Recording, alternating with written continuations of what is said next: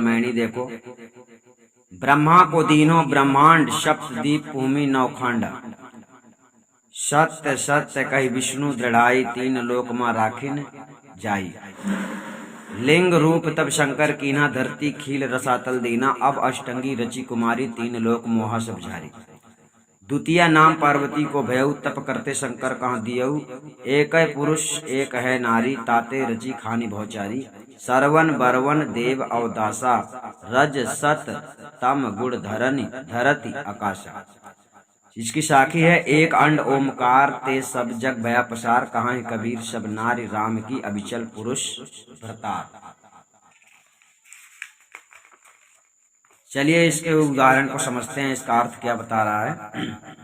सतगुरु कबीर साहब कहते हैं कि आदि सृष्टि के सर्वप्रथम महाचेतन सतपुरुष परमात्मा से जो एक चेतन आत्मा पृथक होकर शून्य प्रकृति मंडल में स्थित हुआ था, वही चेतन आत्मा ज्योति स्वरूप ओमकार, ईश्वर, निरंजन, ब्रह्म इत्यादि नामों से प्रसिद्ध हुआ।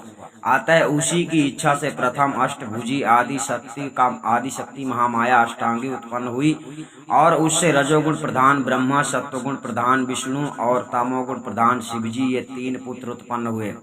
तत्पश्चात निरंजन के संयुक्त आदि शक्ति आद्या ने उन तीनों पुत्रों को भिन्न भिन्न विभाग संयुक्त अधिकार प्रदान किया, जिसमें प्रथम रजोगुण प्रधान क्रियाशील ब्रह्मा जी को ब्रह्मांड की रचना का तथा उसके यथा योग व्यवस्था का भार सौंप दिया, जिससे उन्होंने 7 दीप और 9 खंड संयुक्त पृथ्वी भूमंडल को बनाया। किंतु अपने पिता निरंजन की प्रथम खोज के समय अपनी मान प्रतिष्ठा की चाह वह अपनी माता आद्या देवी से झूठ बोल गए। इसी कारण वह संसार में अपूज्य ठहराए गए। विष्णु जी सत्य गुण प्रधान विवेकशील होने के कारण पिता निरंजन का खोज करने पर उसका दर्शन नहीं पाने पर भी अपने मान प्रतिष्ठा तथा अपमान की परवाह नहीं रखते हुए अपनी माता अष्टांगी से सत्य सत्य बात कहकर विश्वास दृढ़ करा दिया। इसलिए उनको आद्या माता ने तीनों लोकों की रक्षा का अधिकार दे दिया। अतः उन्होंने तीनों लोकों में जाकर सबकी रक्षा की। इसी कारण आप जगत में सर्वोपर पूज्य एवं प्रतिष्ठित माने गए। शंकर जी ने तब उस समय अपना शरीर लिंग रूप बनाया और उससे धरती तथा रसातल को कील दिया, अर्थात जैसे किसी वस्तु को इधर उधर ना जाने देने के लिए खीला खूंटा ठोक दिया जाता है, वैसे ही पृथ्वी जल में इधर उधर ना चली जाए, इसके लिए लिंग रूप होकर शंकर जी रसातल से लेकर पृथ्वी तक स्थित हो गए। अर्थात जब शिव जी ने दोनों ब्रह्म तथा विष्णु जी की परिस्थिति को देखा, तब उन्होंने योग प्राणायाम द्वारा ब्रह्मांड में ज्योति स्वरूप ओमकार ईश्वर निरंजन का साक्षात्कार किया। फिर अपनी तमोगुण प्रधान विवेकशील की न्यूनता युक्त भोली प्रकृति स्वभाव के वश उक्त ज्योति स्वरूप के प्रतीक रूप कमल पर स्थित दंडायमान लिंग की प्रतिष्ठा रूप में मेघ यानी खूंटी भारतवर्ष में इतनी सुदृढ़ मजबूत रोप दी कि मानो वह कील मेघ पाताल तक की गहराई तय कर चुकी है। वह शिवलिंग की मान प्रतिष्ठा आज तक किसी भी विद्वान द्वारा भारतवर्ष से हटाई नहीं जा सकी। प्राचीन समय से यह शिव पूजा यहाँ इसी रूप में प्रचलित हुई है। अतः आगे चलकर वाम मार्गियों के समय में उस कमलस्थ लिंग के नीचे का कमल विद्रूपसा विभत्स यानी घिनौना अर्थात स्त्री की गुप्तेंद्रिय के दिखावे जैसा बना दिया और वह कई काल्पनिक कथानकों के साथ भारत में सर्वत्र प्रचलित कर दिया गया। तब अर्थात वे सब हो जाने पर आदि शक्ति अष्टांगी ने अपने ही अनुरूप अपने ही स्वरूप जैसी 3 कन्या अर्थात उमा, रमा और ब्रह्माणी को रचा अर्थात उत्पन्न किया। अतएव उसने अपनी सत्य सिद्धि संकल्प शक्ति से स्वयं 3 रूप धारण किए। अतः सदगुरु कहते हैं कीन चरित अस आदि भवानी कन्या 3 कीन उत्पानी। उन परम सुंदरी तीनों कन्याओं को देखकर त्रिदेव ब्रह्मा विष्णु शिव तथा शिव और 3 लोक निवासी सब सुर नर मुनि इत्यादि जीव विमोहित हो गए। तत्पश्चात आद्या देवी ने ब्राह्मणी नाम की कन्या को ब्रह्मा जी के प्रति तथा रमा लक्ष्मी नाम की कन्या को विष्णु जी के प्रति और उमा नाम की कन्या को शिव जी के प्रति प्रदान किया। तदनंतर उन 3 कन्याओं में से एक उमा नाम की कन्या को अष्टांगी देवी ने जो शिव जी को दी थी, वही दूसरे कल्प की सृष्टि में प्रथम दक्ष प्रजापति की कन्या सती नाम से प्रसिद्ध हुई और वही दूसरे जन्म में राजा हिमांचल की कन्या पार्वती नाम से प्रसिद्ध हुई और वह तप करते हुए शंकर जी को दी गई। सदगुरु कहते हैं कि इस प्रकार जड़ प्रकृति में अखिल विश्व ब्रह्मांड का कर्ता एक ही चेतन आत्मा पुरुष निरंजन ईश्वर है और जड़ प्राकृतिक पदार्थ की अधिष्ठात्री स्वामिनी एक ही अष्टांगी आद्या आदि शक्ति नारी है। अतः इन दोनों को चेतन आत्मा ब्रह्म और जड़ प्रकृति माया भी कहते हैं। एवं जड़ प्राकृतिक क्षेत्र में 5 तत्व 3 गुण ही प्रकृति के ये 8 अंग अष्टांगी कही जाती हैं और शारीरिक दृष्टि से अष्ट अंग संयुक्त अष्टभुजी आदि शक्ति महामाया तुरीय स्वरूपा आद्या अष्टांगी नाम से कही जाती है।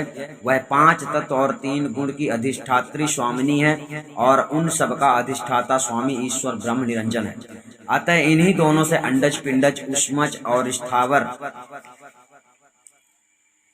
स्थावर रूप चारों खानियों की रचना हुई है। इसी प्रकार उन्हीं दोनों से रजोगुण सत्वगुण और तमोगुण ये त्रिगुणात्मक प्रकृति और धरती तथा आकाशादि 5 तत्व महाभूत की उत्पत्ति हुई। तदनंतर त्रिदेव ब्रह्मा विष्णु और शिव से उत्तर हिमालय दक्षिण आदि विभिन्न प्रदेशों में भिन्न भिन्न रंग रूपों में मानव सृष्टि की उत्पत्ति हुई।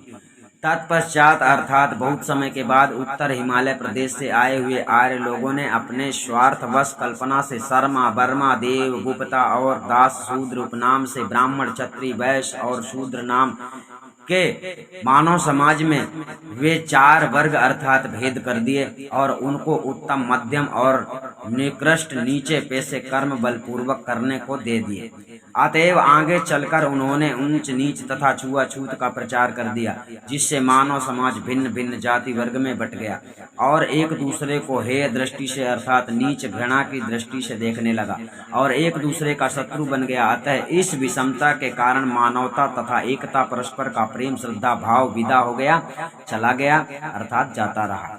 सदगुरु कबीर साहब कहते हैं कि इस प्रकार एक अंड रूप ओमकार ब्रह्म निरंजन से समस्त जगत का प्रसार हुआ है अर्थात रचना हुई है, किंतु आदि सृष्टि के सर्वप्रथम उस महाचेतन परम पुरुष परमात्मा सत्ता के आधार आश्रित पर ही समस्त चेतन आत्माएं उसके साथ स्थित थी। इसीलिए उस महाचेतन सतपुरुष परमात्मा राम की ही समस्त चेतन आत्माएं नारी हैं, क्योंकि वह महाचेतन सतपुरुष परमात्मा राम सर्व चेतन आत्माओं के निरंतर अंतर रहित रमा हुआ है। अतः वही महाचेतन सतपुरुष परमात्मा राम सर्व चेतन आत्मा रूप नारियों का अविचल अर्थात कभी चलायमान नहीं होने वाला चलनादि क्रिया रहित विशुद्ध अविनाशी भतार अर्थात स्वामी है। आदि सृष्टि के सर्वप्रथम उसी महाचेतन सतपुरुष परमात्मा से समस्त चेतन आत्माएं पृथक होकर नीचे शून्य प्रकृति मंडल में आकर उसको भूल गई हैं और यहाँ शून्य प्रकृति मंडल में आकर चेतन आत्माओं में 2 प्रकार का भेद हो गया।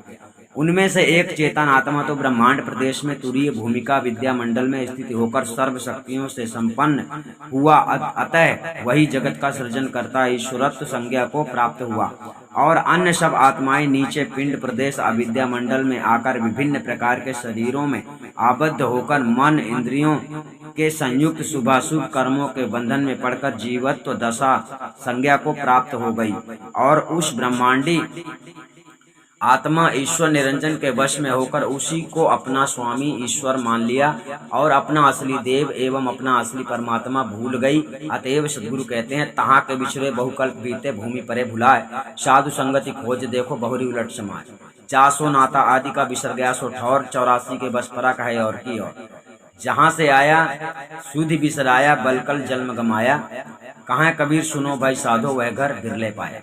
ऐ जीरा तुम अमर लोक के परे काल बस आई, मने स्वरूपी देव निरंजन तुम्हें राख भरमाई। ठीक है, जहां से आयो हंसा, जहां से आई अमर वही दस आयो, है ना।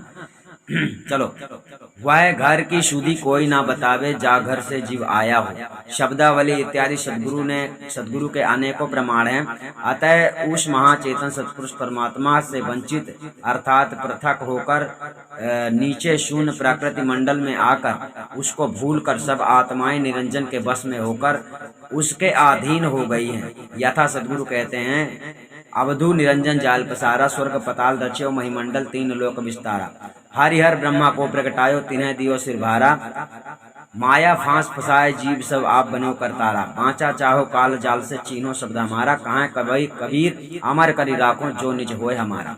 शब्दावली अलख निरंजन लखे न कोई, जही बंदे बंदा सब कोई।